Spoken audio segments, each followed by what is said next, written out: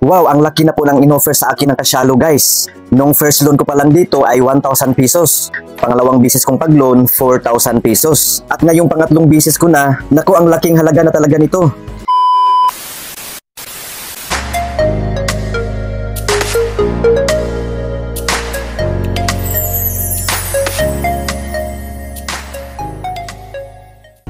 Hi guys! Magandang araw po sa lahat. This is Melvin once again and welcome back to my YouTube channel.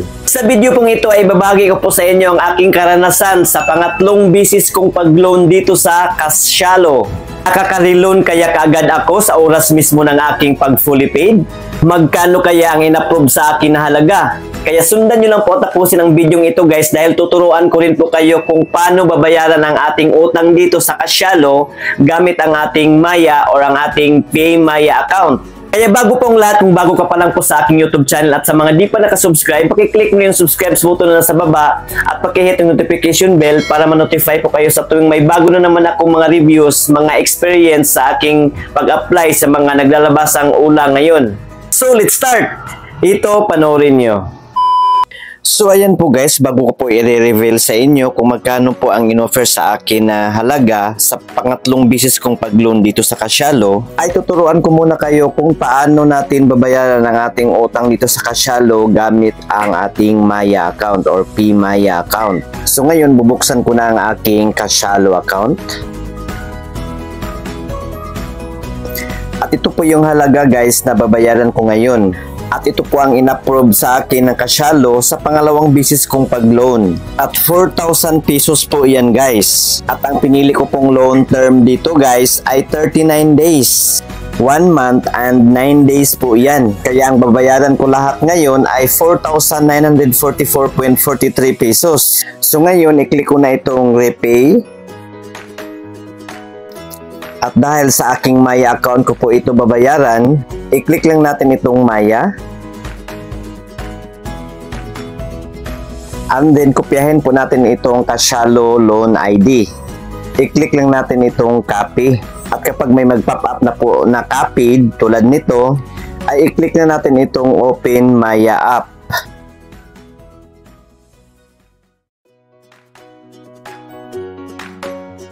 And then sa ating Maya dashboard, i-click natin itong Bills. And then click natin itong Loans. Scroll down lang natin at hanapin natin ang Kasyalo. So ito po yun guys. Oh, i-click lang natin yan. And then dito sa account number guys, dito po natin i-paste yung kinapi nating Kasyalo Loan ID. Long press lang natin ito, then click paste. Next po ay yung amount na gusto nating bayaran. So dito ko po ilagay yung 4,944.43 pesos. Next po ay ang ating mobile number na naka-registered sa ating Kasyalo account. At sa paglagay ng ating mobile number guys, ay wag na nating isali yung pinakaunang number na 0. Diretso na po tayo sa 9. At pagkatapos nating malagyan, ay i-click lang natin itong continue. Confirm payment. So may service charge po na 20 pesos ang Maya guys. At idagdag po ito sa ating babayaran. So next po ay i-click na natin itong pay.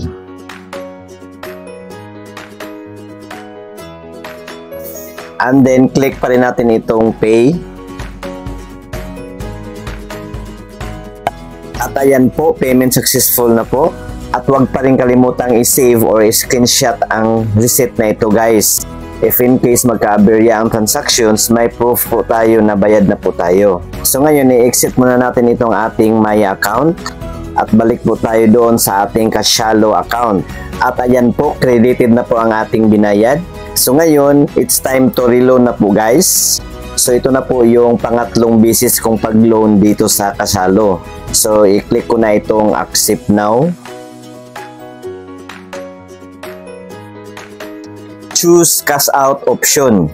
At uulitin ko guys, kapag mag-apply po tayo dito sa Cash-a-lo, kailangan po ng ating mobile number na inirehistro dito, ayan na po ang ating GCash account number or ang ating Maya account number. Dahil sa disbursement, hindi na po tayo pwedeng gumamit ng ibang GCash number or Maya number. Kaya ganun pa rin ang ginamit kong account para sa disbursement, ang aking C-Bank account. So ngayon, mamimili na po ako ng loan purpose.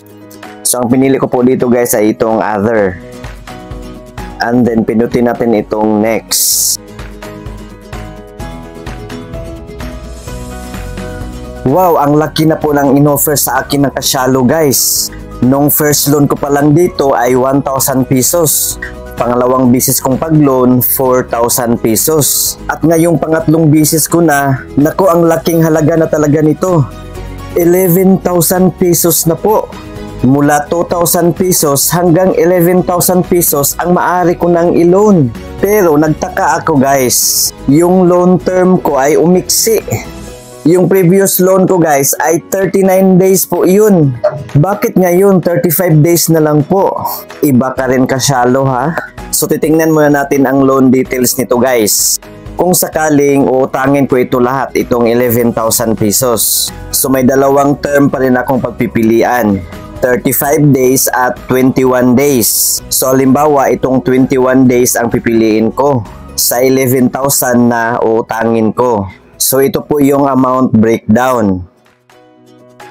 Sa principal na 11,000 pesos ay 472.63 ang maging tubo. Sa 21 days na 0.2% per day. Service fee na 708.94 pesos at insurance premium fee na 253 pesos.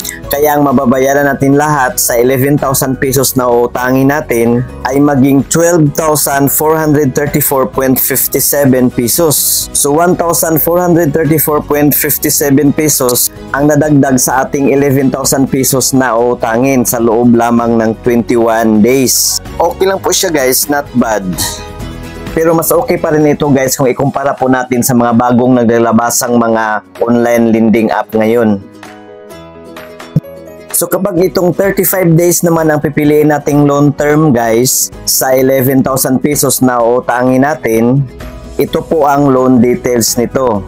So ito na po ang amount breakdown. Ito po ang ating principal amount, 11,000 pesos. So, syempre, lumalaki din ang interest rate. Naging 796.49 pesos na po. At mas lalong lumaki na rin ang service fee. Naging 1,194.73 pesos. At ganun din si insurance premium fee, 378.40 pesos. Kaya ang mababayaran na natin lahat ay 13,369 pesos and 62 centavos. So, ang nadagdag lang guys ay 2,369.62 sa loob ng 35 days nating pagbabayad.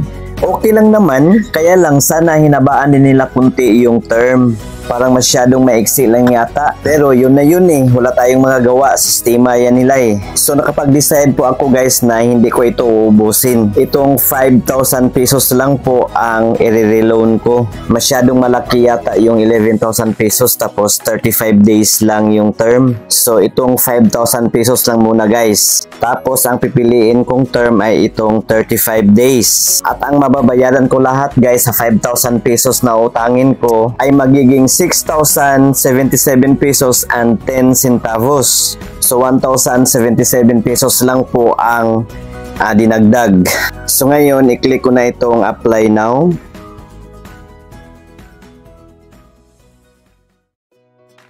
And then scroll down lang po hanggang mag-clickable itong accept dito sa baba. And then click na natin itong accept. Then click na natin itong okay. And then dito sa loan agreement, i-click lang natin itong accept. Click pa rin natin itong accept dito sa loan promissory note. At ilagay po natin dito yung 4-digit code na sinend ng Cash-a-lo sa ating mobile number na naka-register dito. At ayan po guys, application submitted na po. At wala pang isang minuto guys ay pumasok na po yung niloan kong 5,000 pesos sa aking Cbank account. At ito po ang pinakagusto ko dito sa Kasialo guys, ay buo po talaga ang matatanggap nating halaga. Walang bawas kahit piso. Sa mga gustong mag-apply dito sa Kasialo guys, ilagay ko na lang po ang link dyan po sa baba sa may description area para sa tutorial. I-click nyo na lang po. So that's all for today guys. Paki-like na po sa video ito kung nagustuhan nyo at paki-share na rin sa iba para may idea din po sila at para sa iba pa pong mga katanungan. Pakisulat na po inyong mga tanong dyan po sa comment section sa baba. So yun naman po guys. Maraming salamat sa panonood. See you again sa next kong mga reviews. Bye! God bless us all!